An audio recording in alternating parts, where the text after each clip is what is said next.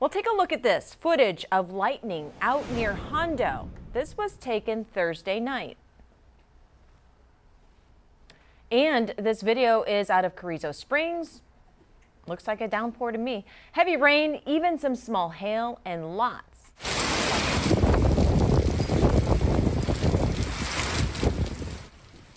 I dodged all that. Did you? I believe so. As we bring in Siobhan Anders and get ready for the final weekend of Fiesta, more of this is going to hang in our area, yes? Yes, in fact, pretty good line of severe thunderstorms possible.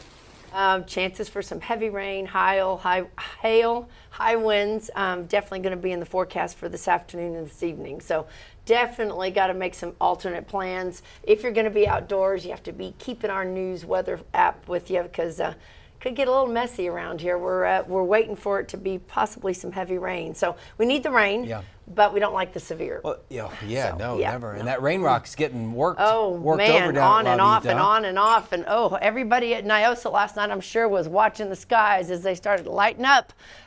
It was quite a show. We had a lot of heavy rain, especially off to our west and southwest. We began to see some of that activity starting around 7, 8 o'clock last night. They did get some heavy rainfall, did report some very gusty winds, and it is going to be another scenario today that we're going to have to really keep an eye on.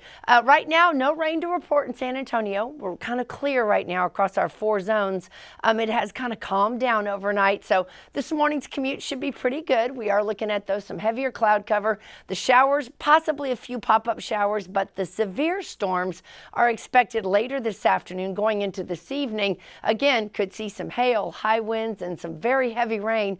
Maybe even some localized flooding as those storms move through. So temperatures right now across the state, there's an approaching cold front and it is going to bring us in some cooler temperatures. So it's going to feel pretty good as we get into the weekend. We just have to get through the storms first. 51 in Amarillo right now, 64 in Dallas, and still warm and very muggy here in San Antonio. We are still calling for, of course, things starting to move off to the east and out of the state of Texas. However, we are beginning to see a few isolated little showers starting to pop up just south of San Antonio. So we're going to keep an eye on it all for you, though. And of course, temperatures around the area this morning, a little bit warm, a little muggy outside. So have that moisture in the air. 66 up in the Kerrville area, down to the lower 70s, down to the southwest. So our forecast is calling for some cooler temperatures. We are going to see temperatures in the upper 70s as we get into your Saturday and Sunday. That's the good news with all of this front coming through.